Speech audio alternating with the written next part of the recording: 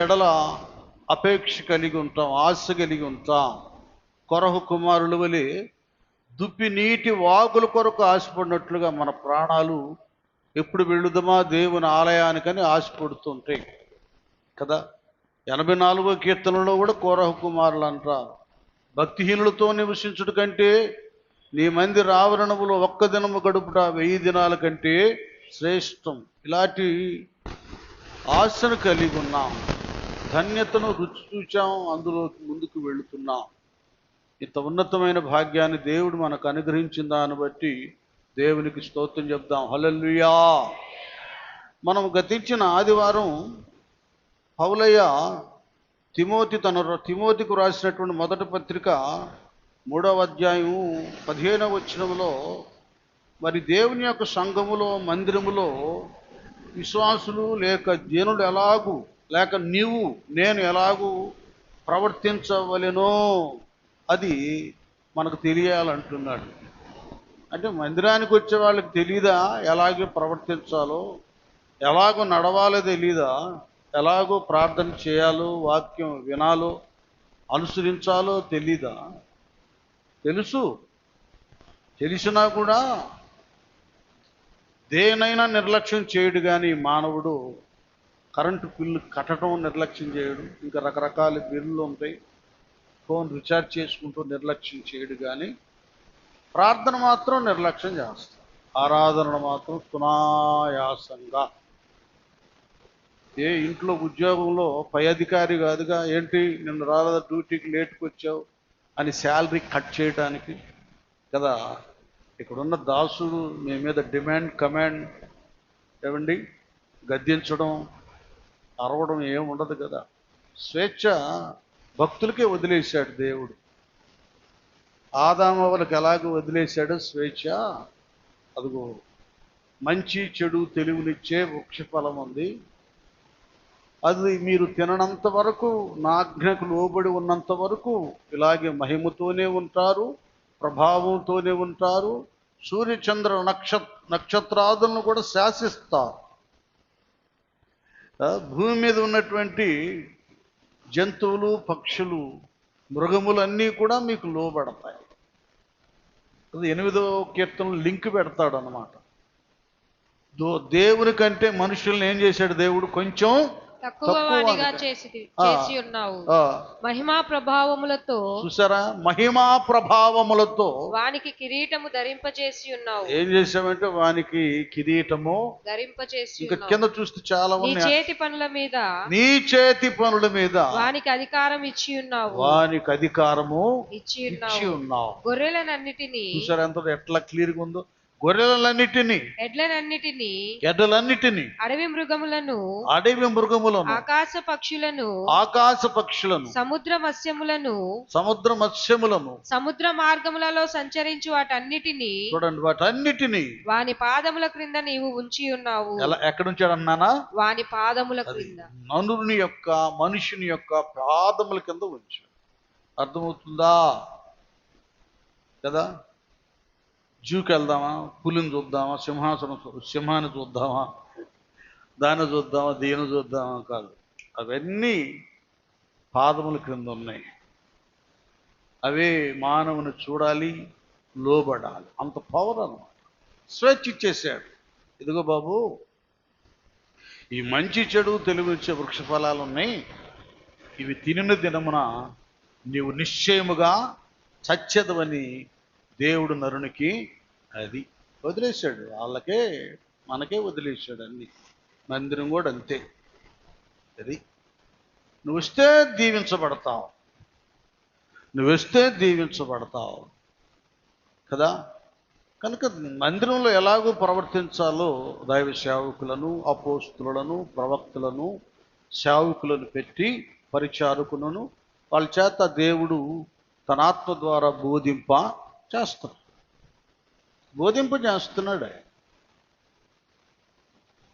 అది చాలామంది అనుసరించలేకపోతున్నారు. నేను చెప్తున్నాను, చాలామంది టాలెంటెడ్, వరాలు గల్ల వాళ్ళు ఉన్నారు సంఘంలో. చాలా వరాలు కలిగినటువంటి వాళ్ళు ఉన్నారు. వాళ్ళు ఈ వరాన్ని ఎలాగూ సద్వినియోగపరుచుకోవాలో ఆ నియమంలోకి వెళ్ళటల్లా. ఒక ఉదాహరణ చెప్తున్నాను. ప్రసాద్ చక్కగా వాక్యం చెప్తాడు. ఏ కమిటీ హాల్లోనో ఇంకెక్కడో చర్చిలోనో రండి మా దగ్గర వాక్యం చెప్పటానికి అని పిలుస్తారు. వెళ్తారు. ఇక ఈయన ఎవరైనా పిలిస్తే వెళ్దాంలే, నన్ను దొరలాగా పిలుస్తారు, పెద్ద స్పీకర్లాగా పిలుస్తారు అనుకొని కూర్చుంటే తనకున్న వరాన్ని అతడు డెవలప్ చేసుకోలేడు.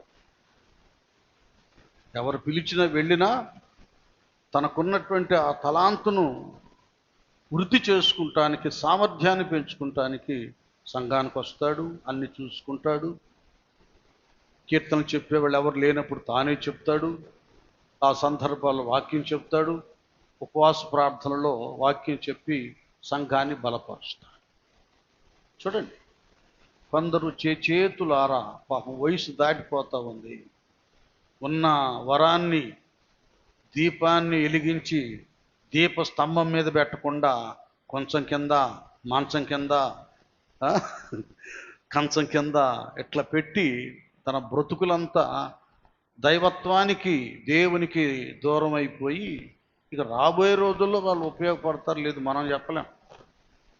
వయసు ఉన్నప్పుడే కదా, దీపం ఉన్నప్పుడే ఇల్లు, అది ఒక వయసు, ఒక ఆరోగ్యం, శక్తిని ఇచ్చినప్పుడే మన టాలెంట్, మన వరాన్ని మనం సద్వినియోగపరుచుకోవాలి.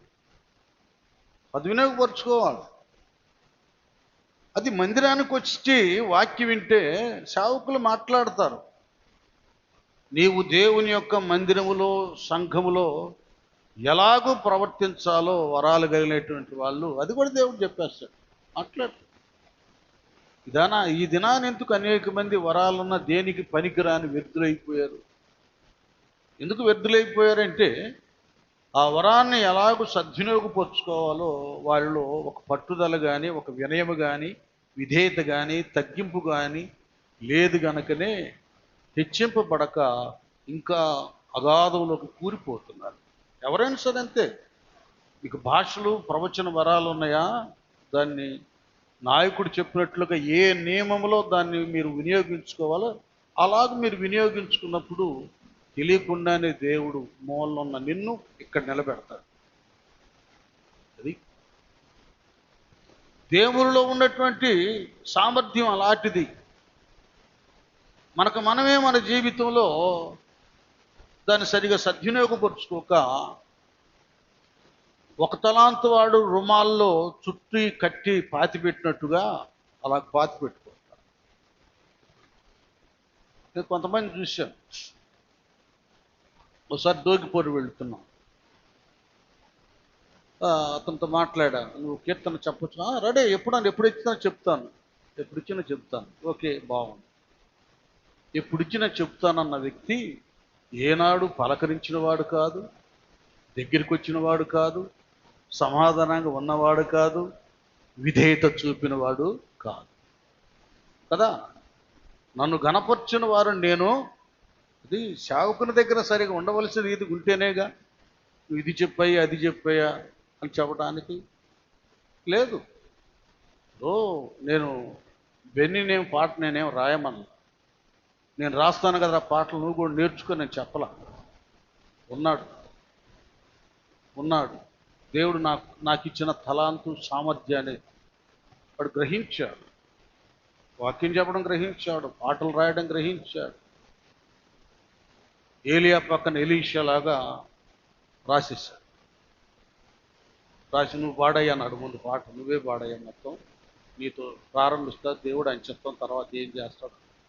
లేదులే నాన్న, నేను ఎందుకులే ఒక వచ్చిన పాడతాడు, స్తోత్రించదనని పాడుతుంటాడు. ఇప్పుడు చేసిన 3 పాటల్లో ఆ పాటను 1000 మంది చూశారు. చూడటమే కాకుండా లైక్ కొట్టడం కానీ, మెసేజ్లు కానీ చాలా వండర్ఫుల్గా ఉంది. నేనేం ఆయన్ని పైకెక్కిలా.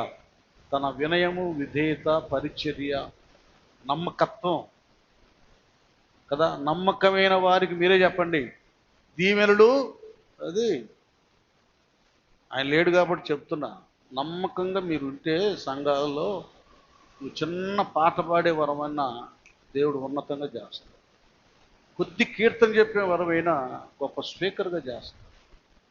మన వాళ్ళు ఉన్నారే, వాళ్ళకున్న గర్వం ప్రపంచంలో ఎవరికి లేదు. కొద్ది ప్రసంగం చేయాలని వాడు ఏందో పెద్దగా ఫీల్ అయిపోయాడు.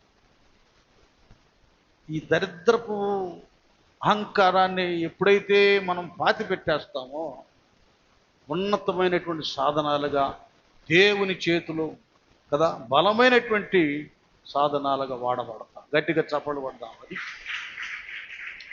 ఇది చాలామంది తెలుసుకోవడం లేదు. వాడు ఏదో నా పక్కన ఉన్నాడు, నాకేదో చేస్తాడు అందుకని పాడిచ్చాను. ఈ పిచ్చి ఆలోచనలు ఎవరిలో ఉంటే డిలీట్ చేసేయండి. అవి కాదు. అది వాడు దేవుడి దగ్గర సంపాదించుకున్నాడు. దేవుడి దగ్గర సంపాదించుకున్నాడు. నా సంగతి మీకు తెలుసు. వాక్యం చెప్పేవాళ్ళని చెప్పనిస్తాను, పాటలు పాడేవాళ్ళని పాడనిస్తాను, వాయిద్యాలు వాయించేవాళ్ళు వాయించండి వదిలేస్తాను, రాసేవాళ్ళని రాయంటారు. చిన్న పాస్టర్ గారు కూడా చాలా మనం ఆరాధన చేసే పాట తీయించింది ఆమె రాసింది. ఆమె రాశారు. చాలా పాటలు ఉన్నాయి. నేను ఎవరిని నువ్వు రాయొద్దు, నువ్వు పాడొద్దు, నువ్వు చెప్పొద్దు నెట్టేసి పరిస్థితి నాకు. నా ఆలోచన ఉద్దేశం ఏంటంటే మనం పెద్దాళం అయిపోతున్నాం. కొందరు సేవకులను, సేవకురాలను, ప్రవక్తలను, సువార్థికులను, మిషనరీలను తయారు చేయాలి. అది ఒక దాంట్లో నైపుణ్యతను కలిగి ఉండి ఒక వ్యక్తి వాడు ఒక్క శిష్యుని కూడా తయారు చేయలేదంటే వాడి కంటే నిష్ఠ దరిద్రుడు, భ్రష్టుడు ఇంకొకడు లేనే లేడు. సంగీతం ఉన్నప్పుడు కొంతమంది శిష్యులు చేయాలి.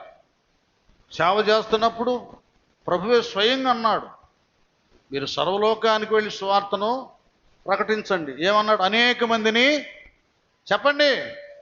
అది శిష్యులను తయారు చేయాలి. మనం సేవ అనేది ఒక్కడితోనే డబ్బా కొట్టుకుంటే వెళ్ళేది కాదు. అనేక మందిని మిమ్మల్ని అందరినీ సేవకులుగా తయారు చేయాలి. అది కనుక దేవుని మందిరానికి వస్తున్నటువంటి వాళ్ళు ఇది మీరు పరీక్షలు చేసుకోవాలి. నీవెలాగూ ప్రవర్తిస్తున్నావు? నీకు పాడే వరాన్ని దాన్ని డెవలప్ చేసుకున్నావా? నువ్వు వాక్యం చెప్పేదాన్ని డెవలప్ చేసుకున్నావా? నీ సంగీత సంబంధమైనటువంటి అభివృద్ధి పరుచుకున్నావా? నీ ప్రార్థన పావుగంట, అరగంట, గంట ఇలాగ విజ్ఞాపన, కన్నీటి ప్రార్థన, అభిషేకం, ప్రవచనం, దర్శనం, అద్భుతాలు చేసే వరం, దాన్ని ఎలాగూ నువ్వు అభివృద్ధి పరుచుకుంటున్నావు. ఇది కావాలి. నువ్వు ప్రవర్తించవలసిన రీతిగా ప్రవర్తిస్తే వాటన్నిటిలో నువ్వు సామర్థ్యాన్ని పెంచుకుంటావు. ఎలాగ పడితే అలా చేస్తే నో, ఏ ప్రయోజనం ఉండదు. ఎక్కడేసావు గొంగళంటే అక్కడ. నేనన్నా మీకు సునాయాసంగా చెప్తా. వాస్తవం గారు అయితే సొరకెచ్చినట్లు ఉంటాయి ఆ మాటలు, పొడిచినట్లు ఉంటాయి. వాస్తవం చెప్తారా? ఎందుకంటే ఆత్మల భారము, బాధ్యత, పవిత్రంగా నిష్ఠ నియమాలతో జీవించే సేవకురాలు ఎవరంటే అలాంటి వారిలో ఆమె కూడా ఒక కరెక్ట్గా ఉంటాయి ఆ మాటలు. ప్రవచనం లాగుంటే తిరుగులేదు. ఆమె చెప్పే దేవుని వాక్య ఆధారమైన మాటకు లోబడ్డారా గొప్పోళ్ళు అయిపోతారు. ఇంకంటే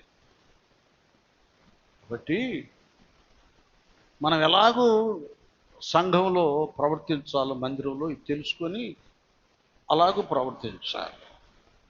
ఇప్పుడు మేము కూడా అంతే. యెహోవా దేవుడు ఆదామవలను ఏదేన్లు వదిలేసినట్లు వదిలేస్తున్నాం అంతే. మంచి సెక్యూరిటీ ఇచ్చాం, కావలసిన సదుపాయాలను కలిగించాం కదా. ఇందాక అక్కన్నట్టు తట్టుకోలేకపోతే వేడికి ఫ్యాన్లు ఇవన్నీ ఏర్పాటు చేయించాం. ఇంకా ప్రార్థన చేస్తున్నాం, రేపు ఏసీ కూడా పెట్టిస్తాం. కింద కూర్చోని కుర్చీలు కూడా ఏర్పాటు చేశాం. మొత్తం నేను ఇప్పుడు మీరు దాన్ని సద్వినియోగపరుచుకోవాలి. మీకున్న వరాన్ని మీరు డెవలప్ చేసుకోవాలి. ఇలాగ ఆదామవలను వదిలేస్తే ఏమైందంటే పరిస్థితి, ఇప్పుడు అంతకాలం వాళ్ళని సృష్టించి పోషించి ఏ లోటు లేకుండా చేశాడు కదా యెహోవా దేవుడు. వాడు వచ్చాడు, సర్పంలో ప్రవేశించాడు సైతాన్ గాడు. ఏనుగులు, పులులు, సింహాలు ఏవి కూడా దురాత్మ లోపలికి రావడానికి, సాతాను లోపలికి రావడానికి వాళ్ళు ఛాయిస్ ఇవ్వాల. క్లియర్గా ఉంది ఆదికాండం 3వ అధ్యాయంలో. దేవుడైన యెహోవా చేసిన ఆ, సమస్త సమస్త భూజంతువులలో సర్పము యుక్తి గలదై ఉండెను. అది అర్థమైందా? యుక్తి గలది ఎవరే అంటే భూజంతువులన్నిటిలో సర్పం. కాబట్టి సైతాను అనేవాడు ప్రార్థన చేసి అందరిలో వాడు రాలేడు, వాళ్ళని వాడుకోలేడు. కొంతమంది కన్నింగ్ ఫెలోస్ ఉంటారు, యుక్తి కపటం, కుయుక్తి, చూడటానికి భక్తుల్లాగా ఉంటారు. అమ్మ ఎంత సాత్వికంగా ఉంటుందో అయ్యా అన్నాడు, లోపల మాత్రం ఒకటి. ఇలాంటి సైతాను వాడుకుంటాడు. వాడుకొని అనేక మంది విశ్వాసుల జీవితాలను నాశనం చేస్తాడు. అది దైవ జ్ఞానం, దైవ భక్తి లేని వారు దానికి లోపడతారు. వెళ్ళిపోయాడు. సర్పాన్ని అడిగాడు సైతాన్, నేను వస్తాను నీలోకి, నిన్ను వాడుకోవాలి. ఆత్మ కదా, దురాత్మ. అంటే అందరేమో పులులు, సింహాలు నోనో అంటవడానికి వీలేదు, వెళ్ళిపో, ఓకే, నేను నాలోకి నువ్వు రా, నా శరీరంలో ప్రవేశించు. మరి నాకేందన్నాడు ఆడు, సర్పం అన్నమాట. పిచ్చాడు, నాకేందంటావేంటి, నువ్వు సెకండ్ గాడ్ అయిపోతావు. లేదా ఇప్పుడు ప్రపంచంలోనే సర్పారాధన, ఆ దేవత ఈ దేవత, అది నేను నీకు ఇచ్చేస్తానన్నా. వా, చాలా గొప్పది వస్తాయిస్తుంది నాకని చిన్నగా ఇచ్చేసాడు తన శరీరాన్ని. సర్పం అందరికి వెళ్ళిపోయాడు సైతాన్. ఇక వెళ్ళిపోయి అక్కున్నగా స్త్రీ బలహీనమైన ఘటం అన్నట్టు ముచ్చట పెట్టుకున్నాడు. దేవుడు చెట్లు కాయలు ఏ తినొద్దని మీకు చెప్పాడా అన్నప్పుడు ఏమే చూపించింది చెట్టు, ఏం కాదు, అదిగో ఈ తోట మధ్యలో ఉన్నటువంటి మంచి చెడు తెలివినిచ్చే వృక్ష ఫలాలు, వాటిని తినొద్దు అన్నాడు, వాటిని ముట్టొద్దు అన్నాడని. ఇవన్నీ మనకు తెలుసు, మీరు సీనియర్లు కదా వాక్యంలో. ఇంకొక మాట కలిపింది, ఆయన తినొద్దని దేవుడు అన్నాడు, ముట్టొద్దు అనలేదు, అది కూడా కలిపేసింది. అబ్బో, సొంత కల్పనలు చాలా ఉన్నాయి అక్క దగ్గర, సులభంగా పడేయచ్చు అని పడేసాడు, తినిపించేసాడు. మీరు అట్టవుతారు, ఇట్టవుతారు, ఇట్టవుతారు, అట్టవుతారని. అలాగే ఈ మధ్య కొన్ని దెయ్యాలు తయారైనాయి సంఘాలు. ఇక్కడేముంది, అక్కడైతే పెద్ద చర్చి, 1000 మంది వస్తారు, అట్టుంటుంది ఇట్టుంటుంది, ఇక్కడ ఏం వాక్యం ఉంది, ఆడ రాకడ గురించి సిద్ధపాటు గురించి చెప్తారు. అసలు ఈ సైతాన్లు మందిరానికి సిద్ధపడి రావటమే రాదు, రాకడ దాకా కాదు, దేవుని సన్నిధికి సిద్ధపడి రావడమే రాదు. 8 అంటే 11ంటికి వస్తారు, వీళ్ళు సిద్ధపాటు గురించి చెబుతారు, బుద్ధి లేని కన్నిక. చూడండి, ఒకటి మాత్రం గుర్తుపెట్టుకోండి, ఎక్కడెక్కడన్నా కుప్పి గంతులు వేయచ్చు కానీ కోతికి ఎవడు నేర్పిస్తాడు గంతులు? పుటకతోనే గంతులు వేస్తాయి కదా. కనుక షాలేం బ్లెస్సింగ్ మినిస్ట్రీస్లో సందేశం, దేవుని వాక్యం అనేటటువంటిది దీని పునాదే కన్నీటి ప్రార్థనతో, అపోస్తుల బోధతో నిర్మాణం చేయబడింది. ఒకవేళ గాలిపాటుగా 1000 మంది, లక్షల మంది సంఘాలు ఉండొచ్చు, మనకు దేవుని వాక్యం ఉంది. దేవుని సింహాసనం దగ్గర, బలిపీఠం దగ్గర ధైర్యంగా చెప్తున్నాను, ఎవడైనా ఏ స్త్రీ అయినా వాక్యం లేదని చెప్పిందంటే బుద్ధిహీనురాలు, బుద్ధిహీనుడు, అబద్ధికుడు వాడు. అసలు అడుగు మరేం ఇక్కడ చెప్తుంది. ఇదివరకు స్పీకర్లు, ఇక్కడ పాస్టర్లు కూడా వాక్యం చెప్పడానికి భయపడేవారు, ఎందుకంటే వీళ్ళు ప్రశ్నలు వేస్తూ ఉండేవాళ్ళు. తర్వాత వచ్చిన ఆ పాస్టర్ను, అది కాదు కదా పాస్టర్ గారు, నువ్వు ఎట్లా చెప్పే, ఇది కదా అని వాళ్ళ గొడుగు వచ్చేసాడు. తర్వాత రమ్మన్నా, అయ్యో మేము ఎక్కడికన్నా వెళ్ళి చెప్పగలం కానీ మీ మందిరానికి రాలేమని. వాళ్ళు వాక్యంలో ఆరితేరిన. ఇలాంటి పవర్ ఉంది, మీకు కొంతమంది తెలియదేమో. ఇదేమో పెట్టకత్తలు, కట్టుకత్తలు, సమాధిలో పెట్టి ఇసురుగారితో ఇసురుతుందంట. ఏంటంటే సమాధారణకు చేసుకోవచ్చు అంట భర్త చచ్చిపోతే పెళ్ళి. ఈ పిచ్చి కథలు చెప్పేవాళ్ళు ఇక్కడ లేరు. సత్యవాక్యాన్ని సరిగా బోధించేటటువంటి సేవకురాళ్ళు ఉన్నారు. చిన్న పిల్లని ఇక్కడ నిలబెడతాను, వినండి ప్రసంగం ఎట్లా అంటే దేవుడు ఆ కృప మనకిచ్చాడు. కోట్ల రూపాయలు ఆస్తులు, ఐశ్వర్యం, ధనము లేకపోయినా దివ్యమైన వాక్యం ఉంది. ఎవరైనా అండక్క అక్కడికి వెళ్దాం, భలే ఉంటుంది, భలే చెబుతాడు వాక్యం అంటే బుద్ధి లేనివాళ్ళు అని అర్థం. నేను చెప్తున్నా డైరెక్ట్. అజ్ఞానులు అని నేను చెప్తాను ఇంకంతే. ఎందుకంటే ఇక్కడ దేవుడు మనకు తల్లులు కన్నీటి ప్రార్థనను బట్టి ఉన్నతమైన బోధకులను, బోధకురాళ్లను, ప్రవక్తనీయులను తయారు చేశాడో.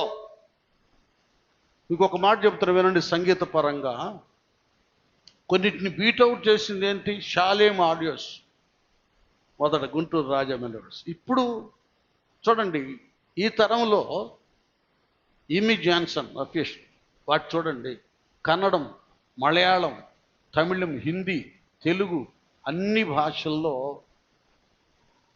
ఎమి జాన్సన్ చేత పాటలు చేయించుకుంటున్నారు. ఎన్నో పాటలు రికార్డ్ అయ్యాయి. ఇలాగ ఒకరి తర్వాత ఒకరు సంగీత పరంగా కానీ, వాక్యపరంగా కానీ, తలాంతుల పరంగా కానీ. ఒకప్పుడు కొందరు ప్రవక్తనీయులు ఉన్నారు, ఇప్పుడు ప్రవక్తనీయులు. నిన్న దేవుడు ప్రవక్తల ద్వారా మనతో మాట్లాడాడు. ఏది కొదువ లేదో. ఒక సైతాను గుంపు మన సహోదరిని లాక్కెళ్ళడానికి ప్రయత్నం చేసి ఒకటే అంది, నేను ఎప్పుడైతే బాప్తీసం తీసుకొని క్షమైనా నిందైనా నేను దేవుని, నా సంఘాన్ని వదిలిపెట్టనని ప్రమాణం చేశాను, ఆ ప్రమాణం మీదే ఉంటాను.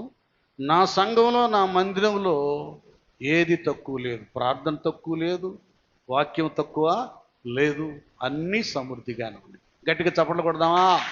అది ముందు సంఘపు విలువ గమనించాలి. సంఘంలో ఎదుగుతున్నవారు ఎర్రి బోధలు, పిచ్చి బోధలు, అబ్బో అన్న దగ్గర ఎంతమంది ఉన్నారు, ఈ పిచ్చి వేషాలన్నీ మీ మైండ్లో ఎవడన్నా ఉంటే తీసేసేయండి. తాము చెడిని పోతే వరం వెళ్ళా చెరిపిందన్నట్టు మీరు వెళ్ళటమే కాకుండా పొలిగింటి పుల్లకూర కొరకు ఉన్న విశ్వాసం అట్లా లాక్కెళ్ళ కాకండి.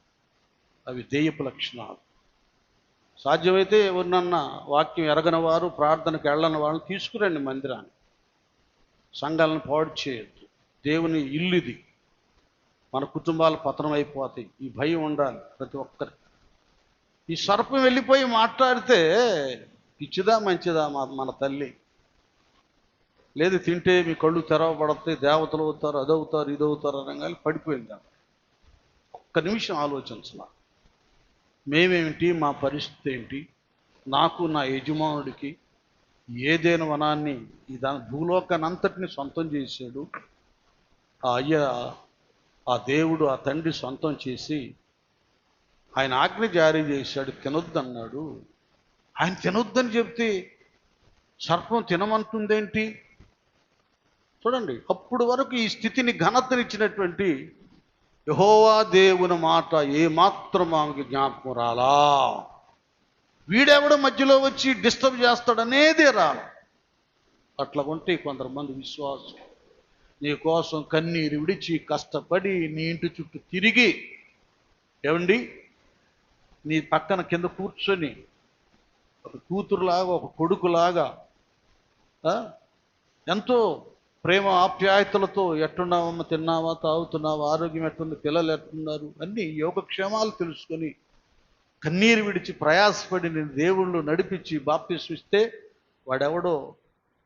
ఎవరో వ్యర్థురాలు చెప్పిన వ్యర్థమైనటువంటి భ్రష్టపు మాటలకు లోబడి కొందరు సంఘాలను విడిచి వారు భ్రష్టులైపోతున్నారు. వాళ్ళు అనుకుంటున్నారు నేను పెద్ద సంఘానికి వెళ్ళాను. లేదు, దేవుని కొలత ఒకటి ఉంది. మీరెక్కడ పేరుగాంచబడిన మినిస్ట్రీకి వెళ్ళినా ఎవరు నీ కొరకు ప్రయాసపడ్డారో దాని కౌంట్ రేపు ఉంటుంది. ఇది మీకు ఎవరికి అర్థం కాదు చాలామందికి. అది పోతే పోయిందిలే, నేను పెద్ద సంఘానికి వెళ్ళి. లేదు, ఆ లిస్టులోనే నువ్వు లేవు. ఒక ఆయన అన్నాడంటే ఇదివరకు, నేను కాన్వెంట్ నుంచి ఇప్పుడు కాలేజీకి వెళ్ళాను అన్నాడంట. వాడు ప్రార్థన చేయటమే రాదు. తోత్రమే అంటాడు. చూడండి, నేనన్నాడు వాడికి దిద్దటమే రాదు. వాడు కాలేజీకి అది వెళ్ళింది, వాడికి వాళ్ళు దిద్దటమే రాదు. ఇక్కడి నుంచి వెళ్ళినోడు కాలేజీకి అది వెళ్ళేది పతనానికి వెళుతున్నాడు. ఇంకొక ఆయన అన్నాడంట, నాకు ప్రమోషన్ వచ్చి ట్రాన్స్ఫర్ అయిందన్నాడు. ఇదేం ఉద్యోగమా?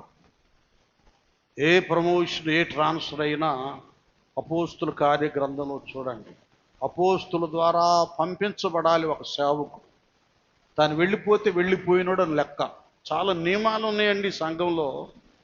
ఎందుకంటే చాలామంది ఎక్కువగా లోకపరమైన యూట్యూబ్ ఆ పరిచర్య, ఈ వాక్యం ఆ వాక్యం వినిపోయి ఒక నియమం లేకుండా పోతూ ఉన్నారు. సంఘానికి ఒక క్రమము, ఒక కట్టుబడి, ఒక నియమం ఉంది, ఒక పద్ధతి ఉంది. ఆ పద్ధతిని ఫాలో అవుతున్నారు. మీకులో చాలామంది తెలియదు ఆ విషయం. సేవకు పంపించబడటం వేరు, పిలువబడటం వేరు, ఏర్పాటు చేయబడటం వేరు. దేవుడు ప్రవక్తలకు సంఘములు తెలియచేస్తాడు ఎవరిని సేవకుడిని చేస్తున్నాడు. దేవుడు సేవకురాల్ని వాళ్ళు నీకంటే ముందుగా ప్రవచించేస్తారు, ఇదిగో దేవుడు నేను పిలుస్తున్నాడు. అది చాలా పద్ధతులు ఉన్నాయి. యెహోవా దేవుని మాటను ఉల్లంఘించి ఎలాగూ మీ ఇష్టం ప్రవర్తించండి వదిలిపెడితే సర్ప మాటకు లోబడి మహిమను పోగొట్టుకున్నారు, ప్రభావాన్ని పోగొట్టుకున్నారు. ఏనాడు కన్నీరు విడిచింది లేదు, చెమట వచ్చింది లేదు, కష్టపడింది లేదు, శ్రమ పడటం, ఇవన్నీ శాపాన్ని పొందుకొని, ఆదామా నీవు నీ భార్య మాట విని నేను నీకు తినకూడదని ఆజ్ఞాపించిన వృక్షఫలం తిని ఉన్నావు కనుక నీ నిమిత్తమ నేల అన్ని శపించు అయిపో. అది సంఘంలో కూడా అంతే. అందుకే పౌలయ్య క్లారిటీకి చెప్తాడు. నానా 2 కొరింథీ 12 దైవాశక్తితో చెబుతున్నాను, సర్పం అవ్వమను మోసం చేసినట్లుగా దేవాశక్తితో. అది చూడండి, ఇక్కడ సంఘంలో భక్తులు ఎలాగ ఉండాలని తెలియజేస్తున్న పౌలయ్యే ఇప్పుడు నేను ఎట్లాగో అవ్వమ్మను జ్ఞాపకం చేశానో అది కొరింథీ సంఘాన్ని జ్ఞాపకం చేశాను. దైవాశక్తితో మీ ఎడల ఆసక్తి కలిగి ఉన్నా. ఎందుకనగా పవిత్రురాలైన కన్యకనుగా, చూడండి, పవిత్రురాలైన కన్యకనుగా ఒక్కడే పురుషునికి అనగా క్రీస్తుకు సమర్పింపవలెనని మిమ్మును ప్రదానము చేసి తిని గాని సర్పము, అది ఇక్కడ చెబుతున్నాడు, సర్పము తన కుయుక్తి చేత హవ్వను మోసపరిచినట్లు. అర్థమవుతుందా నేను చెప్పిన మాటలు? ఏ అబద్ధము లేదు. సర్పము తన కుయుక్తి చేత హవ్వమును మోసపరిచినట్లు. అది వినండి, దేవుని సంఘములో షాలేం ప్రార్థన మందిరంలో బాప్తీసాలు పొంది రక్షించబడిన బిడ్డలారా, ఆనాడు హవ్వమునే సర్పం మోసం చేసింది. మీలో కొందరిలో సర్పాలు ప్రవేశించి సన్నిధికి రాకుండా, ప్రార్థనకు రాకుండా, ఆత్మీయతలు ఎదగకుండా మోసం చేయొచ్చు. ఏంటంటే మంచి మాట మనసులో నాటబడటం, అనుసరించటం అనేది కష్టమైంది, ఆలస్యమైంది. అదే చెడ్డ మాట అనుకోండి, వెంటనే చెడు ప్రవేశించి చెడు ఫలించి. మంచి ఎవరంటారు? కష్టం. అది చెడైతే తేలిగ్గా పడిపోవచ్చు. తేలిగ్గా పడిపోయింది. ఏమంటున్నానా? అవ్వమ్మను మోసపరిచినట్లు మీ మనసులను చెరపబడి క్రీస్తు ఎడలనున్న, చూసారా, మనసులు కూడా చెరపబడి క్రీస్తు ఎడలనున్న సరళత నుండి పవిత్రత నుండి ఎట్లైనను తొలగిపోవునేమో అని భయపడుచున్నాను. అర్థమవుతుందా? అంత పెద్ద అపోస్తులుడే నా బిడ్డలు ఏమైపోతారని భయపడ్డాడు. నేను ఎంతటోండి, బొడ్డోండి, నేను భయపడటం ఏముంది చెప్పండి? కాబట్టి దేవుని యొక్క సంఘంలో మీరు ఎలాగూ ప్రవర్తించి నియమంలో బ్రతకాలో అది ఎరగాలి. అదేమి ఎరగకుండా ఎలాగబడితే అలాగ సర్పం మాటలిని అవమ్మ పండు తిని భర్తకి చేసి నాయకుడికి కూడా బయటికి గెంటి వేయబడ్డాడు. ఈ దినాన చాలామంది అభిషేకాన్ని పోగొట్టుకుంటున్నారు, అల్పులైపోతున్నారు, వ్యర్థులైపోతున్నారు. వినండి, తలాంతు కలిగిన వాళ్ళతో నేను చెప్తున్నాను, మీ బ్రతుకంతా అలగటం, మౌనంగా ఉండటం, దూరం అయిపోవటం, పారిపోవటం, అహాన్ని వ్యక్తపరచటం, ఇదంతా చేస్తూ ఉంటే 10, 20, 30, 40, 50, 60 రిటైర్మెంట్. ఏం చేస్తావు చెప్పు? 60 ఎత్తులకి రిటైర్డ్ అయిపోయప్పో అనుకుంటా. ఇంక నువ్వేం సేవ చేస్తావు? అది నేను చెప్పేది మీకు వాక్యాధారంగా. నువ్వేం చేస్తావు సేవ? నీ బతుకంతా అలగటం, వెళ్ళిపోవడం, నీ గర్వాన్ని అహంకాన్ని చూపించడం, నాకేదో నేను పెద్ద గొప్ప వ్యక్తిని అనుకుంటాం. నువ్వు గొప్ప వ్యక్తివి, ఆ గొప్పతనాన్ని ఎవరికి పంచలేకపోతున్నావు. నువ్వు టాలెంటెడ్వే, టాలెంట్ లేదని నేను చెప్పడం లేదు, ఆ వరాన్ని ఎవరికి పంచలేకపోతున్నావు. నువ్వు వెలిగించబడ్డ వ్యక్తివే, ఆ వెలుగును నువ్వు, ఆ దీపాన్ని మంచం కింద, కొంచెం కింద, గర్వం కింద పెట్టుకొని నాశనం చేసుకో. దీపస్తంభం మీద పెట్టాలిగా, దేవుని సన్నిధిలో పెట్టాలిగా. దీపస్తంభం అంటే మందిరం, సంఘంలో పెట్టాలిగా. ఎక్కడ పెడుతున్నావు? ఆర్పేసుకో. చాలా ఉన్నాయి మన బ్రతుకులో. మీరందరూ టాలెంటెడ్స్, బ్రదర్స్ కానీ సిస్టర్స్ కానీ. మీ సొంత ఆలోచనతో, సొంత ఉద్దేశంతో ఏమండి వీటి ద్వారా దీన్ని పాతి పెట్టుకుంటున్నారు. నడవలసిన రీతిగా నడవకుండా దాన్ని పాడు చూసుకో. ఇంకేది ఎలాగైపోతుందంటే కొంతమంది బ్రతుకులు యాషావులాగా అయిపోతుంది. యాషావులాగా అయింది. అతడు తలాంతుని, జ్యేష్ఠత్వాన్ని ఎంత హీనంగా భావించాడో ఒకసారి మనం ఆదికాండం 24 బాగా ఆకలి కొని ఉంటాడు. ఈలోపు యాకోబు మంచి వంటకం తయారు చేస్తున్నాడు. చూడండి, అంటే సిస్టర్స్ కంటే బ్రదర్స్ వంటకాలు బాగా టేస్ట్గా ఉంటాయి అన్నమాట. హోటల్స్, పెద్ద పెద్ద హోటల్స్లో వీళ్ళగా చేసేది కనుక వాళ్ళ అమ్మ దగ్గర ఎప్పుడు యాకోబు తల్లి దగ్గర, రిప్కమ్మ దగ్గర ఉండేవాడు. అన్నీ నేర్చుకునేవాడు, వంటలన్నీ నేర్చుకునేవాడు. అయితే ఆమె చాలా ప్రయాసపడినటువంటి వ్యక్తి అయిన రిప్కమ్మ గారు బిడ్డ సాధువుగా బ్రతకడం నేర్చుకుంది. యాకోబు సాధువై, చెప్పండి, గుడారంలో నివసించాను. ఏషావు ఎటు వెళ్ళాడు? అడవులమ్మటి వెళ్ళేవాడు. తీసావు నాన్న? ఒకనాడు యాకోబు, వినండి నాన్న, బాగా వినండి విషయాలు. ఒకనాడు యాకోబు కలగూర వంటకము వండుకొనుచుండగా. ఏ వంటకం అంట? క్లియర్ చదువు. కలగూర వంటకం. కలగూర అంటే అన్ని కూరగాయలు కదా, రకరకాల కూరగాయలు, అన్ని రకాల కూరగాయలు. బో అప్పుడే ఉంది ఇవన్నీ. ఇప్పుడు జ్యూస్ ఎలాగో అన్ని రకాలు కలిపి జ్యూస్ చేస్తున్నారు. కలగూర వంటకము వండుకొనుచుండగా ఏశావు అలసిన వాడై. అది బాగా వినాలి, అర్థం చేసుకోవాలి. చక్కగా గుడారంలో ఉండి సాధువై, ఇక రే చిన్నడా అని పిలుస్తుంది. రేపు ఏంటి అయిందమ్మా? అప్పుడు నీకు మనం నేర్పించానే, ఆ కూరగాయలన్నీ కలిపి చేసేవాడిని, చెయ్యి. అట్లాగమ్మా చేసేస్తాను. టకటక కట్ చేసి చేస్తాను. బ్రదర్స్, అప్పుడప్పుడు మనం కూడా వంటలు చేయాలి. సిస్టర్స్ సపోర్ట్గా ఉండకపోతే ఎట్లా చెప్పండి? రెస్ట్ ఇద్దాం అప్పుడప్పుడు. ఇక చేస్తా ఉన్నాడు, ప్రశాంతంగా ఉన్నాడు. బాగా వినాలి, మీరు అర్థం చేసుకోవాలి. చక్కగా వ్యక్తిగత ప్రార్థన ఇళ్లల్లో, సంఘ ప్రార్థన మందిరాల్లో ఈ లింక్ ఉంటుంది చూసావా? వీళ్ళు సాధువులాగే ఉంటారు. ప్రార్థన లేని వాళ్ళకి దెయ్యాలు పడుతుంటాయి. ప్రార్థన ఉంటే ఇది ఖడ్గంగా, ప్రార్థన ఖడ్గంగా, అగ్నిగా చీకటి దగ్గరికి రాదు. దుష్టుడు పారిపోతాడు ప్రార్థన ఉంటే. ఏ స్త్రీలో, ఏ పురుషుల్లో ప్రార్థన ప్రభావం ఉంటుందో వాడు చేరువుకు రాడు, చెడ్డ తలంపులు కలగచేయడు. సాధువులం అయిపోతాం. ప్రతి విషయంలో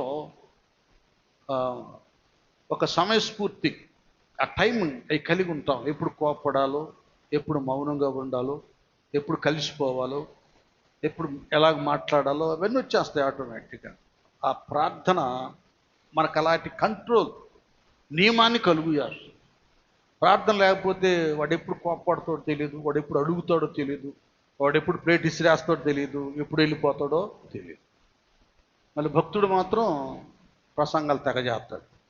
ప్రార్థన లేకపోతే నువ్వెంత ప్రసంగం చేసినా, ప్రార్థన అనేది లేకపోతే మృదువత్వం, సాధుత్వం, అభిషేకం నీ మీద ఉండదు. సాధు అయిపోయాడు యాకోబు.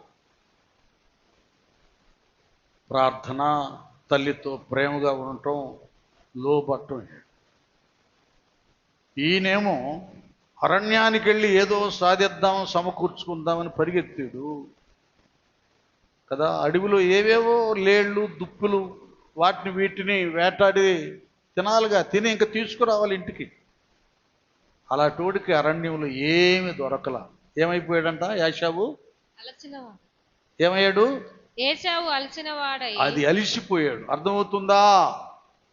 దేవునికి వేరుగా ఉండి, దైవ సన్నిధికి ప్రార్థనకు వేరుగా ఉండి మనం ఏమీ సాధించలేము, అలసిపోతాం.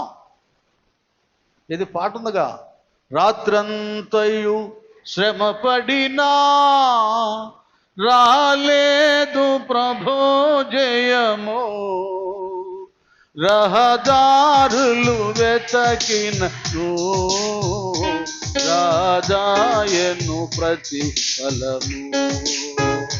రాత్రంతయు శ్రమ పడినా రాలేదు ప్రభు జయము, రహదారులు వెదకినను రాజాయను ప్రతిఫలము.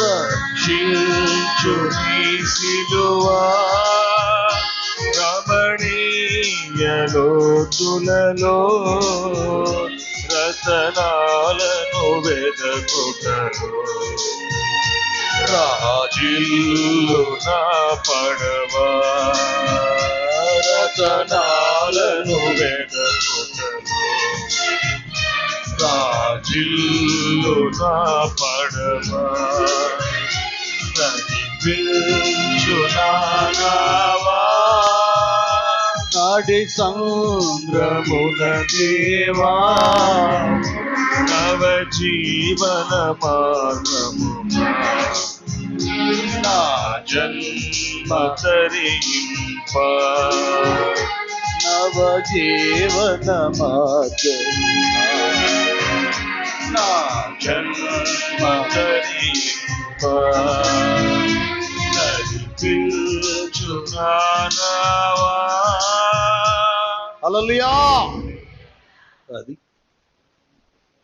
వీళ్ళు ఎలాగో పేతురు, ఇక సీమోను, ఆంద్రేయ, యాకోబు, యోహానులు ప్రభువు లేకుండా వెళ్ళారు కదా. రాత్రంతా ప్రయాసపడితే ఏం దొరకలా. కొంతమంది అట్లా ఉంటుంది, దేవుడు లేకుండానే అంత ఏదో సాధిద్దాం అనుకుంటా, ఏం సాధించలేవు. పౌలయ్య చక్కగా అంటాడు, క్రీస్తు యేసునందు నీ ప్రయాస అది. ప్రభువులో ఆ నీతి నియమము గల భక్తి ప్రార్థన బ్రతుకుతూ నీ పని నువ్వు చేసుకో, ఇంకంతే. అప్పుడేమవుతుంది? నిశ్చయముగా నీవు నీ చేతుల కష్టారితాన్ని అనుభవిస్తావు. నీవు ధన్యుడు, నీకు మేలు. అది ఏమి లేకుండా ఏషవులాగా అరణ్యం అంటే లోకంలో పోరాటం. ఏంది ప్రార్థనలంటే, అబ్బా ఇవాళ కూడా వెళ్ళాల్సి వచ్చిందండి, ఏం చేస్తా. అట్లాగా 52 ఆదివారాలు వెళ్ళిపోయి సంవత్సరం అంతా శూన్యం. అట్లా ఇప్పుడు వెళ్ళిన ఒక ఆయన అటు చెప్తా ఉండేవాడు. అన్నాను, సరేలే ఆదివారం కూడా ప్రార్థన మాని పనికి వెళ్తున్నారు కదా, ఎన్ని కోట్లు వెనకేసేవన్నా? కోట్లు కాదండి, 4 లక్షలు అప్పు ఉంది అంటున్నారు. ఎన్ని లక్షలు అంట? అది అంతే. బుద్ధి జ్ఞానముల సర్వ సంపదలు దేవుళ్ళో ఉన్నాయి. శూన్య స్థితిలో నీవు ఉన్నావా? ఇదొక కీర్తనలో పెరిసి చెప్తుంది. శూన్యములో ఏం చేశాడు? వేలాడా తీశాడు. శూన్యములో సృష్టి, నిరాకారంగా శూన్యంగా ఉన్నదాన్ని బట్టి ఆత్మదేవుడు మహాసృష్టిగా చేశాడు. ఆయన ఉన్నాడు కనుక అసలు ఏం లేదు, చిల్లుగా అవ్వలేదు నీ దగ్గర. ఇంకంతే. నీవు ఆయన ఎరిగుంటే కలిగి ఉంటే ఘనమైన గంభీర స్థానాన్ని ఆయన నీకు కలుగా చేస్తాడు. మనం ఏ దొరగారు మనకు లక్షలు ఇచ్చాడని మనం చర్చి కట్టుకున్నాం, ఏ ధనవంతుడు ఇచ్చాడని కట్టుకున్నాం, ఏ ఎమ్మెల్యే ఎంపీ మంత్రి గారు ఇచ్చాడు లక్షలను కట్టామండి. ఆయన మీద ఆధారపడ్డాం. సండే క్లాస్ పిల్లలు మొదలుకొని ముసలాళ్ళ వరకు ప్రభువా మాకు మందిరం కావాలని ఆయన పాదాల మీద ఆనుకున్నాం. ఈ స్థితిని ఇచ్చాడు.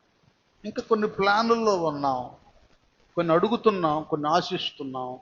ఆశగల ప్రాణాన్ని, మీరే చెప్పండి, ఆశగల ప్రాణాన్ని చెప్పండి. అది దేవుడు తృప్తి. మీకు ఇష్టం లేదే అండి ఏసీ ఇవన్నీ రావడం. చేస్తాడు దేవుడు, చేస్తాడు. అంతేగాని యాషావులాగా అరణ్యంలో ప్రయాసపడితే అలిసిపోవటమే కానీ ఆనందం ఉండదు. ఎన్ని సంపాదించావా నా ద్వారా లేకపోతే ఇంకా 4 లక్షలు అప్పు ఉన్నా అంతే.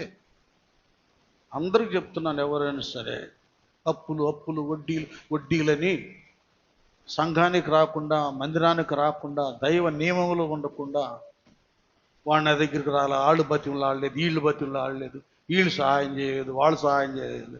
ఎవడు సొమ్ము ఎవడికి ఎత్తాడు చెప్పండి? ఎవరికి లేవు సమస్యలు, ఎవరికి లేవు ఇబ్బందులు. ఎంత చెట్టుకంతా గాలి. మన అవసరాలు, మన కష్టాలు, మన సమస్యలన్నీ ఎవడో తీరుస్తాడు అనేటటువంటి దృష్టి అనేది దాన్ని కొట్టేసుకోండి.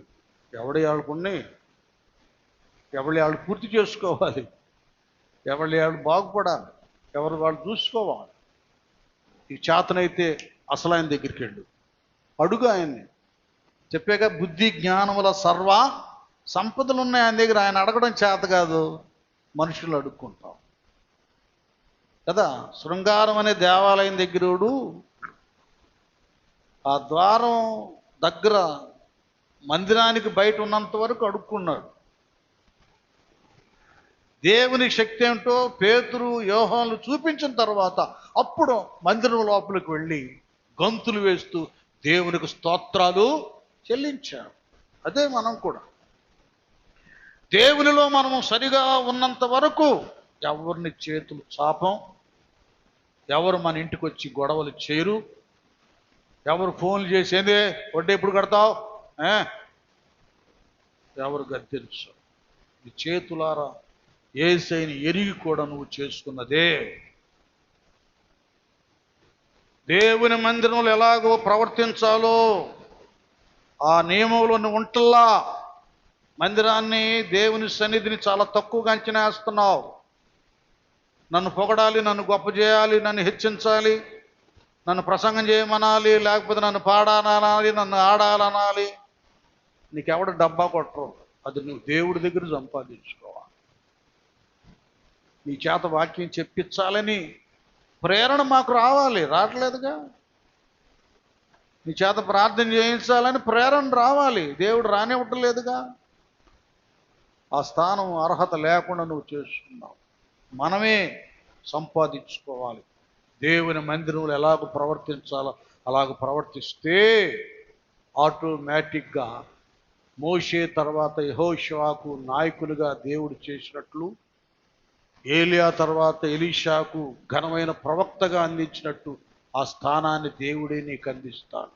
నమ్మితే గట్టిగా చప్పట్లు కొట్టాలి. అది ఇప్పుడు యాషావు అన్న దగ్గరికి వెళ్దామమ్మా. అలిసిపోయాడు. ఇప్పుడు చెప్పున్నాను, ఇది వినండి బాగా, మనందరికి కావాలి. చదువుర తల్లి. నేను అలసి ఉన్నాను, నేను అలసి ఉన్నాను. ఆ ఎర్రగానున్న దానిలో. అది అర్థమవుతుందా? ఎర్ర ఎర్రగా ఉన్న దానిలో కొంచెము దయచేసి నాకు పెట్టుమని అడిగాను. దయచేసి నాకు పెట్టమని అర్థమవుతుందా? యాకోబు సాధువై గుడారములో వసించను. దైవ గుడారములో నీ కలిగింది 5 రొట్టెలు 2 చిన్న చేపల్లాంటిదే నీకున్నా, నువ్వు దేవుని సన్నిధిలో ఉన్నప్పుడు కొంచెం ఇతరులకు పెడతావు కానీ కొంచెం నాకు పెట్టు అని అడుక్కో. అంతేగా, కొంచెం నాకు పెట్టమని, అది కొంచెం నాకు పెట్టమంటున్నాడు. అరణ్యానికి వెళ్ళి జింకలు, లేళ్ళు, దుప్పులు ఏటాడి వాటిని భుజాన వేసుకొని అందరికీ వడ్డించవలసిన వాడు అడుక్కుంటున్నాడు. అది అన్నమాట. పై చూపులు, కొండల తట్టు చూపులు, నేను గొప్ప వ్యక్తిని అనుకున్న ప్రతి వాడు అడుక్కోవలసిందే.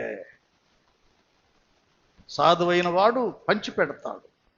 సాధువుగాను మృదువైన స్త్రీ ఆశీర్వాదకరంగా ఉంటుంది. నీలోగటి నీ భార్య ఫలించడి ద్రాక్షవల్లి వలె ఉంటుంది. ఏం బాధపడొద్దులయ్యా, అది లేదంటున్నావు కదా, బాధపడొద్దు.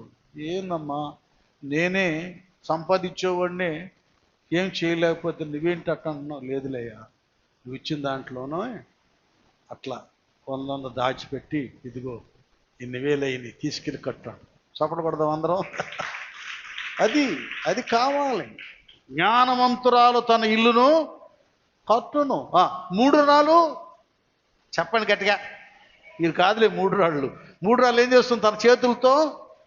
నేను చెబుతున్న 3 రాళ్ళు ఎవరో మీలో ఎవరు ప్రార్థన చేయరో, ఎవరు భర్త కొరకు బిడ్డల కొరకు ఉపవాసం ఉండరో, ఎవరు దేవుని సన్నిధిలో కనబడరో, ఎవరు స్త్రీల కూడికలో కనబడరో, మీకంటే 3 రాళ్ళు లోకంలో ఎవరు లేనే లేరు. అదే నేను ఎందుకు చెబుతున్నామంటే, మీరు ఎరిగి చెడిపోయారు ఆత్మీయంగా. మళ్ళీ ఇంకో విధంగా భావించొద్దు. ఎరిగి కూడా ఇట్టుండాలి, ఇలాగ ప్రార్థన చేయాలి, ఇలాగ స్త్రీల కూడికి వెళ్ళాలి, ఇలాగ ఇంటి కొరకు ఉపవాసం ఉండి కదా, ఒక ఎస్తేర్ లాగా ప్రార్థన చేయాలి, అన్నలాగా ప్రార్థన చేయాలన్న సంగతి తెలిసి కూడా నువ్వు ప్రార్థన చేయటం లేదే, మృదుత్వం నీలో లేదే, నువ్వేం సంపాదిస్తావు ఇంటికి చెప్పు. ఒక ఉండేది ఇటీవల, అయ్యా మీ అంకుల్ ఒకటే తాగుతున్నాడయ్యా, తాగుడు మానేటట్టు ప్రార్థన చేయాలి. సరే పాపం ఎంత బాధపడుతుందో ఆంటీ అనుకున్నాడు. అప్పుడు ఆవారం ఆమె ఏం చేసేది, ఆయన ఇచ్చిన జీతంలో 20, 30, 40 ఆ రోజుల్లో దాచిపెట్టుకొని ఒక 4గురిని సమకూర్చుకొని చక్కగా మ్యాట్నీకి వెళ్ళేది. ఎక్కడికి వెళ్ళేది? ఈయనేమో సినిమాలకు వెళ్ళొచ్చు, ఆయనేమో తాగకూడదు. ఒకసారి చూసి నాకు నవ్వు వచ్చింది. ఏం ప్రార్థన చేసేది ప్రభువా, ఆయనేమో తాగుడికి అన్నీ ఖర్చు పెట్టేస్తున్నాడు అన్నాడు, ఈమెమో సినిమాకు ఖర్చు పెట్టాను. ఇది దేవుని మందిరములో ఎలాగో ప్రవర్తించాలో అక్కలారా తెలుసుకోండి, అన్నలారా తెలుసుకోండి. నా సొంత మాటలు కాదు. రక్షించబడి దైవ నియమాలన్నీ ఎరిగి కూడా హవ్వమ్మలాగా నీ బ్రతుకును వ్యర్థం చేసుకుంటే నువ్వు చాలా పోగొట్టుకుంటావు. ఇప్పుడు బాగానే ఉంటుంది, ఆరోగ్యంగా ఉన్నావుగా, బాగానే ఉంటుంది. నేను సేవకులతో చెప్పేవాడిని, ఇప్పుడు మీ ఇష్టం వచ్చినట్టు చేస్తున్నారు, బాగానే ఉంటుందిరా అబ్బాయిలు, 50 దాటిందే, ఇక చూడు మీకు వచ్చే అగచాట్లు అంతా ఎంత కాదు. ఈ 50లోపు కన్ను మిన్ను కాన రాకుండా చేయవలసిన రీతిగా సేవ చేయకుండా ఎలాగ పడితే అలాగ ప్రవర్తిస్తున్నారే, 50 దాటినాక వేస్తాడు ఆయన దెబ్బ. అప్పుడు తెలుస్తుంది నేను ఎంత పొరపాటు చేశాను. అందుకే చేతులు కాలక ముందు ఏం పట్టుకోవాలి? ఆకులు పెట్టుకోవాలి. ఆ రాకముందే అక్కలారా బాగా ప్రార్థన చేసుకోండి, ఇంటిని కట్టుకోండి, కుటుంబాలను దీవెనకరంగా నీ మానవ సంతతిని దేవుళ్ళు వర్ధిల్లేలాగా చేసుకోండి. సీరియల్ దగ్గర కూర్చొని, టీవీల దగ్గర కూర్చొని, అమ్మాయి కోళ్ళ రా కూర్చుందాం, అది పెట్టు, ఏందమ్మా వెళ్తున్నావా, అబ్బాయి వస్తాడులే కొంచెం ఈ సీరియల్ చూద్దాం, భలే ఉంటావు చూడు, ఏంది ఇది, సిగ్గులేదా? ఏం చేయాలి? బైబిల్ తీసి వాక్యాన్ని చదువుకోవాలి. ఈరోజు ఈ వాక్యం చెప్పారు, ఇది వాక్యం చెప్పారు, నాకు ఈ దర్శనం వచ్చింది, దేవుడు నాకు కలలో ఈ విషయాలు చూపించాడు. ఇది మన ముచ్చట్లు, దేవుని పిల్లల ముచ్చట్లు. సాధువై యాకోబు గుడారములో ముచ్చట్లయి అవి ఆశీర్వాదకరమైనటువంటివి. ఇది తెలుసుకోండి ప్రతి సోదరి సహోదరుడు.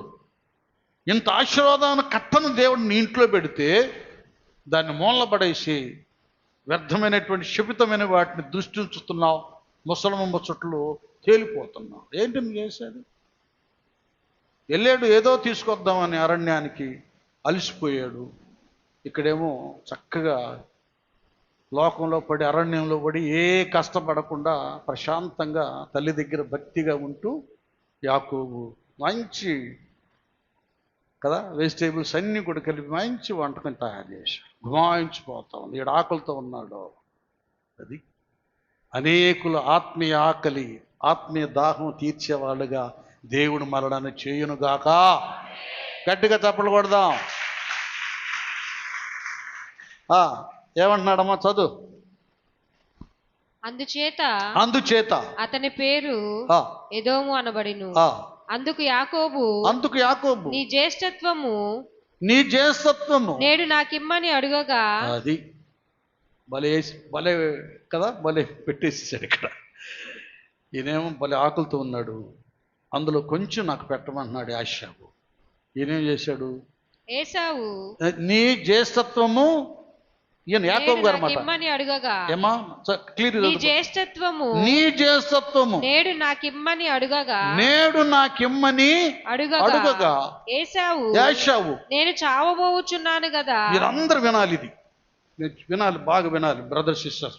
నేను చావబోతున్నాను కదా, జ్యేష్ఠత్వము నాకెందుకనెను. అది నన్ను ఈ మాట మీరు ఆత్మీయంగా అర్థం చేసుకోండి.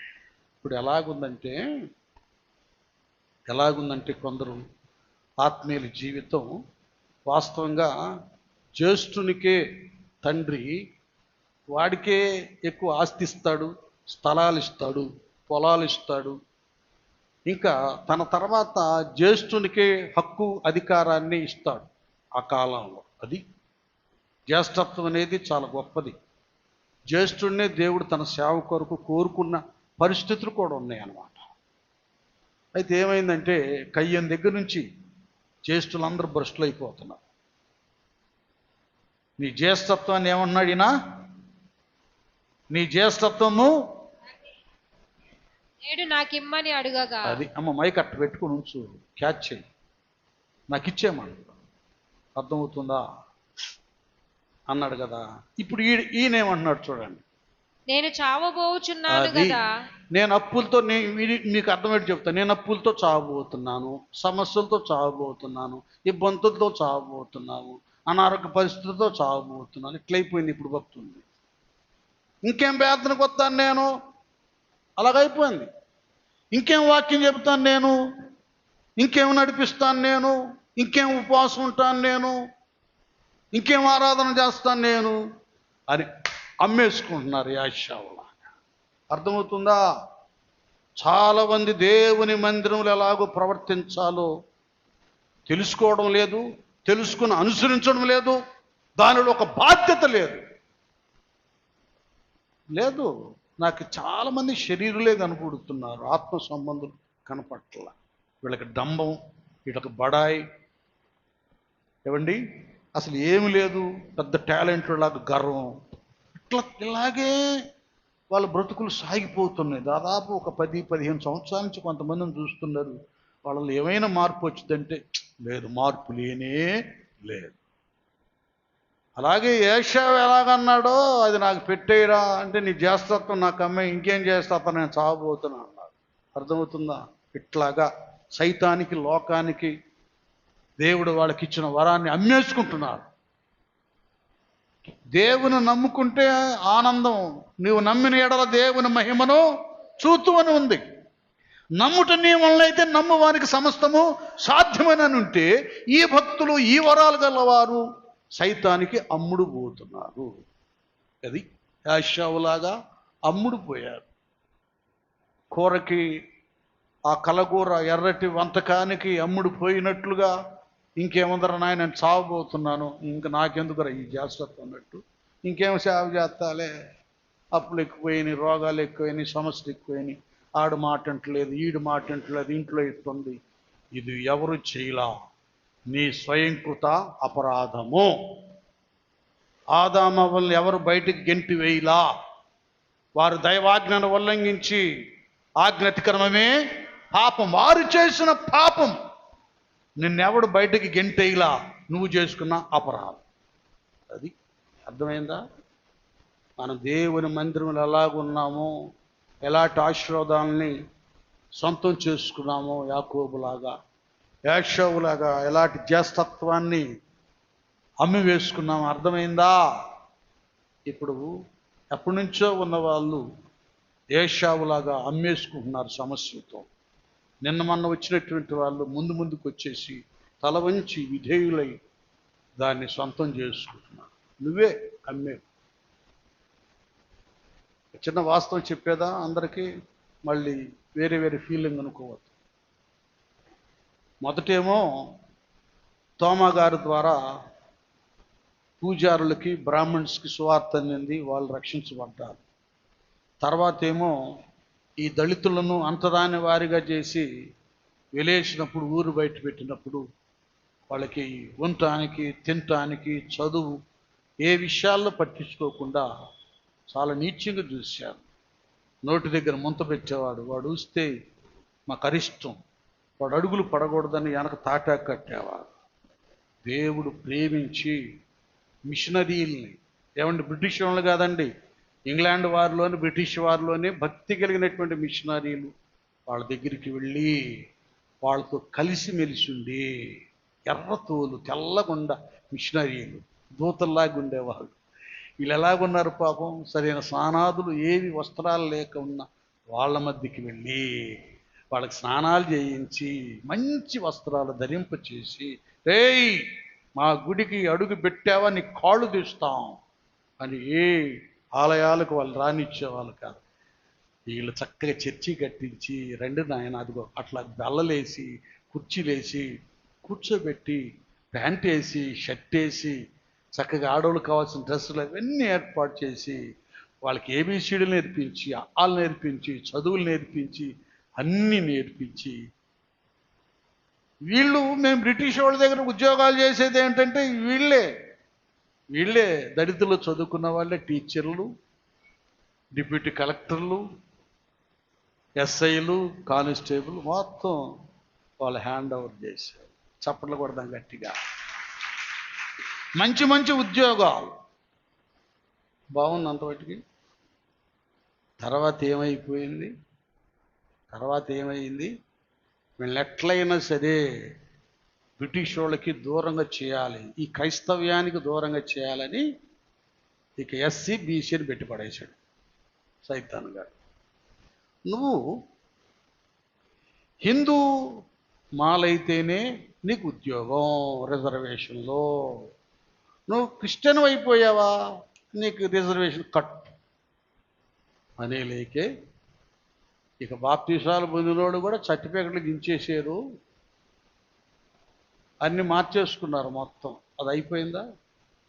ఒక్క పూట కూటి కొరకు ఆడు జ్యేష్ఠత్వాన్ని నమ్ముకున్నారు. ఈ లోకం బ్రతుకు కొరకు ఇదిగో వీళ్ళు కూడా ఆ స్థితిని కోల్పోయారు, నిజ క్రైస్తవ విధానాన్ని. చాలా భయంకరమైన స్థితి ఇది, విషయం ఇది మీకు అర్థం కావట్లేదు. చాలామందికి మారిపోయినాయి, పరిస్థితులన్నీ కూడా తారుమారైపోయి. తర్వాత జరిగింది ఏమిటంటే ఇక హిందువులు ప్రభువుని ఎరిగి ఉన్నారు. ఏంది ప్రార్థనకి వెళ్తున్నామంట, వెళ్ళటానికి వెళ్ళలేదు. మనం ఏంటి, మన సంప్రదాయం ఏంటి, వాళ్ళ మధ్యలోకి ఏంటంటే నాకు వాళ్ళతో పని లేదు, నా కొరకు రక్తం చిందించి మరణించి తిరిగి లేచిన యేసైతేనో నాకు పని, నేను రక్షించబడ్డాను, నాకు మీ బంధురికం, మీ చుచ్చరికం, మీ కులము, ఈ మతము నాకు లేకపోయినా పర్వాలేదు, కానీ నాకు పరలోకం కావాలని ఎంతమంది అన్ని కుటుంబాలు రక్షించబడి వెలివేయబడిన వారు చాలామంది ఉన్నారు. వాళ్ళు ఆ జ్యేష్ఠత్వాన్ని వాళ్ళు సంపాదించుకున్నారు. వీళ్ళేమి వెనకబడిపోయారు, వీళ్ళు ప్రార్థనలకు వెనకబడిపోయారు, ఏమంటే ఆశీర్వాదాలకు వెనకబడిపోయారు, అభిషేకానికి వెనకబడిపోయారు. ఇది దేవుడి వేళ జ్ఞాపకం చేసుకున్నారు. ఎలాగూ జ్యేష్ఠుడు యాషావైతే ఒక్క పూట కూటి కొరకు దాన్ని ఎట్లా అమ్మేసుకున్నాడు, అలాగూ చాలామంది క్రైస్తవులు అమ్మి వేసుకున్నారు. జాగ్రత్త. మీకు అంటున్నాడు, ఇంక నేను చావబోతున్నాను రా బాబు, నాకు ఈ జ్యేష్ఠత్వం ఎందుకని ఏం చేశాడు నానా? యాకోబు నేడు నాతో ప్రమాణము చేయమనెను. అతడు చూడండి ఇక్కడ ఏం చేశాడు, చాలా తెలివైనడు. ప్రమాణం చేయమనెను. ప్రమాణం చేయ ఊరకొరకు కాదు, నువ్వు మాట అంటాం కాదు, ఇప్పుడు ఏం చేయాలి? ప్రమాణం చేయాలి. అప్పుడు దేవుడు దాన్ని ముద్ర వేస్తాడు. ఆమేన్ అంటాడు. మనవాళ్ళు అంటారే తదాస్తు అని అనేసేస్తాడు. అతడు యాకోబుతో ప్రమాణము చేసి అతనికి జ్యేష్ఠత్వమును అమ్మివేయగా. అర్థమైందా? మీకు అర్థమవుతుందా? సీనియర్లకి వాడు నిన్నగాక మనం వచ్చినాడు, ఎందుకు ఆ స్థానానికి వచ్చావు? నువ్వు అమ్మేసుకున్నావు, నువ్వు లేవు ఆ కుర్చీలో, వాడు కూర్చున్నాడు. అక్క నువ్వు లేవు ఆ కుర్చీలో, నువ్వు కూర్చోలేదు, ఆ హక్కు వచ్చి కూర్చుంది. ఆమె భాషలు మాట్లాడుతుంది, ఆమె ప్రవచిస్తుంది, ఆమె ప్రార్థిస్తుంది, ఆమె ఉపవాసం ఉంటుంది, ఆమె విజ్ఞాపన చేస్తుంది, ఆమెకు దైవ దర్శనం కలిగింది. నువ్వు పోగొట్టు అన్నా, నువ్వు పోగొట్టుకున్నావన్నా. ఎప్పటి నుంచో ఉన్నావు. వయసును బట్టి చూస్తే 20-25 సంవత్సరాలు రక్షించబడింది. నువ్వు ప్రసంగం చేయాలి, పాస్టర్ గారు లేకపోతే నువ్వే దాన్ని పూర్తి చేయాలి, పాస్టర్ గారు లేకపోతే సంఘ పెద్దమ్మ నువ్వు పూర్తి చేయాలి. అదంతా పోగొట్టుకున్నావు. ఉన్నతమైన ఆశీర్వాదాన్ని యాషావులాగా అమ్మేసుకున్నా. ఏదో వంకలు పెడతాం, అదంటాం ఇదంటాం, ఈ బాధ ఆ బాధ అంటాం, ఈ నొప్పి అంటాం ఆ నొప్పి అంటాం, జీవితం అంతా నొప్పి కలిగి ఉంటాం. కాబట్టి తెలుసుకుందాం, మనం దేవుని మందిరంలో విశ్వాసులం, దేవుని కుమారులమైన మనం ఎలాగూ ప్రవర్తించాలో అది ఎరిగి దాన్ని ఫాలో అవ్వాలి. ఎలాగ పడితే అలాగ ప్రవర్తించిన ఆదామవ్వల పరిస్థితి ఏమైంది? జ్యేష్ఠత్వం విలువనే సరిగా గుర్తెరగా ఆకలి కొరకు దాన్ని అమ్మేసుకొని ప్రమాణం చేశాడు. ఇంకంతే, ప్రామిస్ నీకు ఇచ్చేస్తున్నాను, ఉంటాయా నీకు ఇచ్చేసాను పో. అలాగైపోతుంది మన బ్రతుకు. కొద్దిగా మనం చాలా మంది విషయాలు నేను ముగిస్తున్నాను, కొద్దిగా మనం పరిశీలన చేసుకుందాం. నేను ఎంతకాలం అయింది రక్షించబడి, నేను ఏ రీతిగా వాడబడుతున్నాను దేవునిలో? నా వలన ఒక్కళ్ళన్నా దేవుని దగ్గర తెచ్చానా? నా ప్రార్థన వలన ఎవరికైనా స్వస్థత కలిగిందా? ఏ కుటుంబానికైనా సమస్య తీరిందా? ఎవరైనా అన్నా నువ్వు ప్రార్థన, నీ హెచ్చరిక నాకు ఊరడ కలిగింది. అక్క నీ ప్రార్థన, నీ హెచ్చరిక దేవుడు నీ ద్వారా ప్రవచనం ద్వారా మాట్లాడారు, నాకు చాలా ప్రోత్సాహం కలిగింది అక్క. నాన్న ఇది కావాలి మనకి. క్రైస్తవుడు, రక్షణ పొందుకున్నవాడు, దేవుని కుమారుడు కుమార్తె అంటే వారు మేలుకరమైన వారు ప్రయోజకులు, వారు అనేకులకు ఉపకారం చేసేవారు, ఆదరించేవారు, బాగు చేసేవారు, కుటుంబాలను కట్టేవారు. అది కనుక మన కట్టడాలనే మనం పతనం చేసుకుంటున్నాం. ఎవరిని కట్టలేని స్థితిలో ఉన్నావేమో ఈ దినాన నీకు నీవు, నాకు నేను, ఎవరికి వారం పరిశీలన చేసుకుని, ప్రభువా నన్ను క్షమించయ్యా. ఆదామవ్వలాగా నిర్లక్ష్యం వల్ల వాళ్ళు పోగొట్టుకున్నారు, యాషావు పోగొట్టుకున్నాడయ్యా. నువ్వు నన్ను రక్షించుకున్నావు, నీ జ్యేష్ఠ కుమార్తెగా కుమారుడిగా ఘనమైన వరాన్నే నాకు ఇచ్చేవయ్యా. నా నిర్లక్ష్యం, అలక్ష్యం, బద్ధకం, ధనాపేక్ష, లోకాశ, నా అహం వల్ల నేను చాలా పోగొట్టుకున్నాను నాయన, నన్ను క్షమించు, మరలా నా స్థితిని నాకు అనుగ్రహించని దావీదయ్యలాగా ప్రభు పాద సన్నిధిలో ప్రార్థన చేద్దాం. అందరూ తలల వంచండి, ఒక్క నిమిషం అందరు హృదయాలు తెరవండి.